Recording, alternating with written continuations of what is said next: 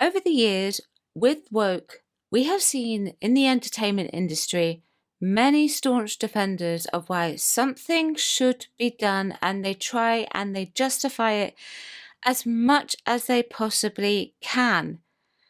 However, this year something seems slightly different.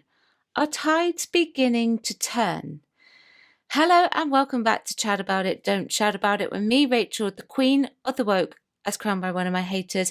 Don't forget to like, share, subscribe to the channel, switch on the notification bell so that you know I am releasing another video.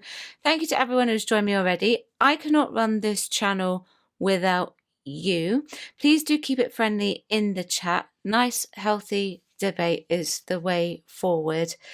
Right, so what I am talking about is the Metro article. Now, a lot of you will have seen this already. I know we covered it on my friend Brendan's channel, and I am aware, although I haven't watched it yet, that some other creators have also covered this. And I have yet to cover it because, well, I would have covered it yesterday, but I wanted to cover Millie Gibson in yesterday's one. And I think this one really does deserve its own video because this, I think, whilst it's just relevant to Doctor Who with this particular article, you could take this out of context and you could apply it to some other things that are perhaps going on. So, Ayisa Iftaka, I don't know how to pronounce that. I'm really sorry, I've just butchered her name, says, Doctor Who's moral lectures are becoming harder to justify.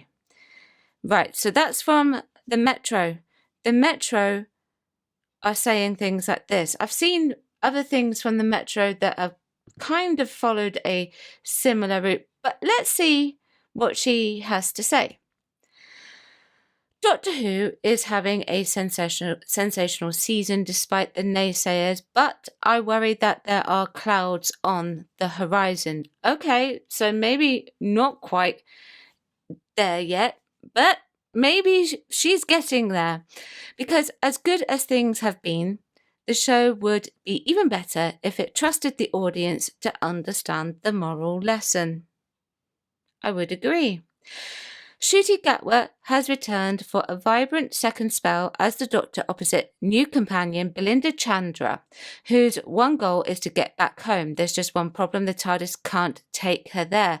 So far, so exciting. In this series already, the space and time-travelling duo have been turned into cartoons, Belinda has almost died, and there's even been an almost forced marriage with a vengeful machine. Essentially, it's gotten weird and wacky, which is Doctor Who at its best. But in the latest episode, written by Pete McTighe, Lucky Day, there's a hint of a potential issue. Okay, so she's starting to perhaps realise that something is a little bit off. Now, I've noticed this for quite a while. I think the jarring moments really started to show themselves in the Star Beast, very blatantly. We can have a look at Chibs and what he did with the canon and all of that, but here, in this current iteration, it has become rather jarring. During Lucky Day, we checked in with Season 1 companion Ruby Sunday with a poignant portrayal by Millie Gibson of her PTSD after travelling on the TARDIS, in the TARDIS, and joining UNIT on her return to Earth. She forms a romantic connection with podcaster Conrad, who reveals his true colours pretty quickly. He's actually a conspiracy theorist who believes UNIT is faking the existence of alien life and is determined to take them down. After the villainous Conrad is apprehended at the end, the Doctor flies in for one last monologue where he berates the former for his harmful behaviour, telling him he's special for all the wrong reasons. During his speech, the Doctor, who portrays himself as standing up for ordinary people, slams cowards weaponizing lies for taking people's insecurities and fears and making it currency. It's a powerfully acted moment from Ncuti, which just about salvages it for me. Now, I happen to agree it is one of his better performances, despite what the writing is for that particular little bit, but the content of the speech itself does leave something to be desired. Right, here we go. Let's see what she has to say. It almost feels like unnecessary repetition, hammering home the point of the episode by directly addressing the viewer rather than conveying the message via action and dialogue. I'm really sorry, but is this not what we've been saying for the last few years with this TV show? They are telling us, the viewer, they are not showing us, they're not allowing the story to do its job. The on-the-nose explanation, as though it doesn't trust viewers to understand the themes of the episode, could have been improved by focusing on the Doctor's wrath at his friend being hurt and defending Ruby. Absolutely. He should have really defended Ruby at that point, more so than what he did. But he didn't. We had to have the on-the-nose reference to everyday people like myself, content creators and all of that. We are just the noise. We are part of the problem, so to speak. You know, it's that kind of thing, okay? And perhaps the monologue would have landed better if it didn't feel like there were similar scripting in nearly every episode this season, banging out the point over the audience's head. Sometimes it is needed.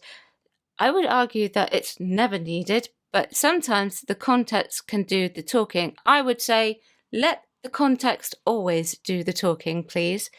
For example, in Lux, although addressing segregation in 1950s America is necessary, and it's powerful for the Doctor to stand against it, it seemed strange to explain to Belinda why they weren't allowed to sit in a certain section, when she would surely already know.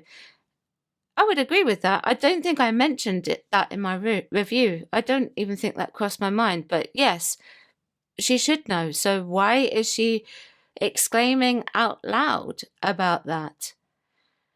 It was a small moment that came across unnatural. And in Robot Revolution, we're told that Al is an incel, despite all the creepy behavior that we saw just half an hour earlier.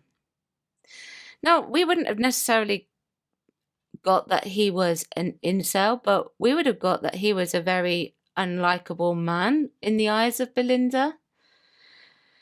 Controlling. It was already done prior to everything that we had seen before she said incels and started talking about coercive control. They just threw that in there just for the sake of it.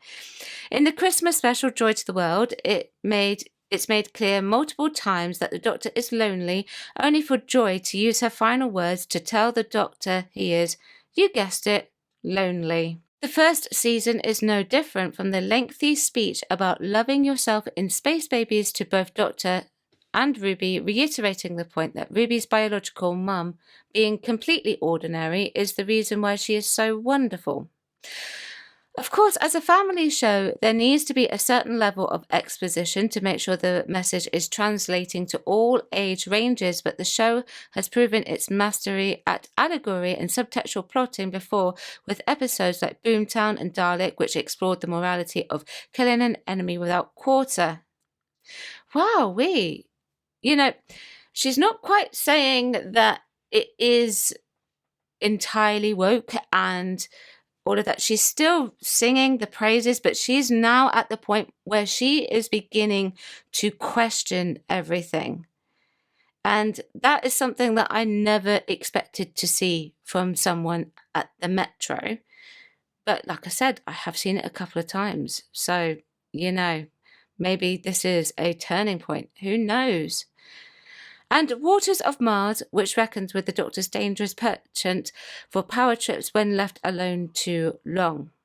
Of course, there are episodes scattered throughout the show where the message is laid out in explicit or even clunky terms, However, the impact of the past 2 seasons' big moments like Dot and Bubble's outrage and the Doctor's anger in Lucky Day has been dampened by spoon-feeding the point almost every episode. And this is something that I have banged on about constantly with Doctor Who, is that this is something that doesn't need to be spoon-fed. You've got to integrate it into the story and make it obtainable just over the head, not out of reach, like perhaps the story and the engine was, but just make it obtainable. Especially in Lucky Day, where there's been far more discourse on which impact of units' perceived untouchability as a military organisation, which will hopefully be explored in the spin-off The War Between the Land and the Sea. That title is way too long. Then on whether Conrad was good or bad by the end. Spoiler, he's bad. I think we established that he is bad. I think most people understood that he was bad.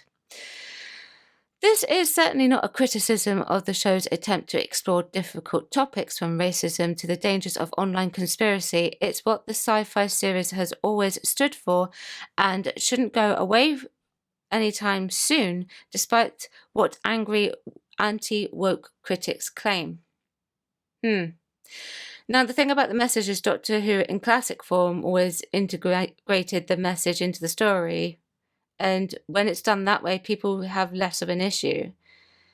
So when it's forced upon us, when it's done, wham, bam, thank you, ma'am, here we are saying it just for just sake of saying it, that's when we really do have the problem. I think that's when you'll find that a lot of people in other fandoms have the problem. Other than changing things as well, I would say. But giving a lighter touch to exposition and moral diatribe and more gravitas to the complexities that it offers, while trusting Ncuti's ability to convey emotion with one simple look would go a long way in making the episodes flow by without feeling slightly patronised.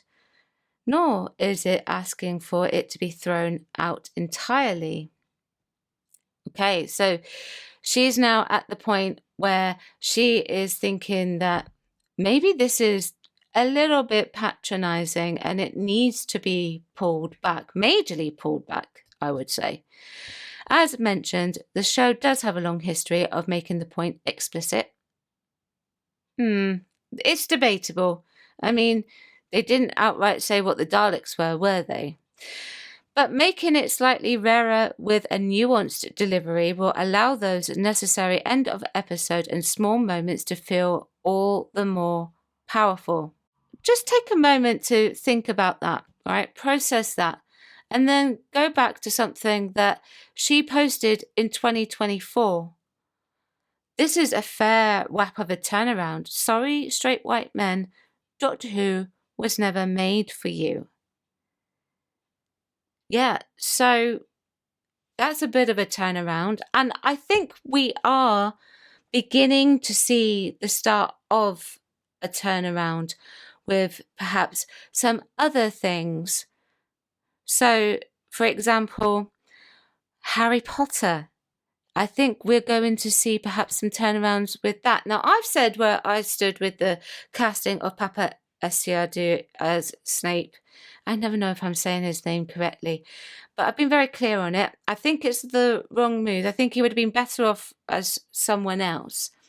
But I've noticed things online where I've seen people who are quote unquote on the left or perhaps are advocates for changes in other franchises, but then they've seen perhaps that this is happening to their franchise with Snape and they've gone, no, I don't like it. So we'll have to see what happens over the next year or so with entertainment and see if this is something that people are going to start turning around. Because if a leftist newspaper, and they are leftist, quite leftist, the Metro is starting to think that way, then maybe, just maybe, other places are going to be doing the same. Let me know what you think. Chat about it, don't shout about it. Like, share, subscribe to the channel, switch on the notification bell so that you know I am releasing another video. Thank you very much for watching. I will see you tomorrow at 4 p.m. Bye bye.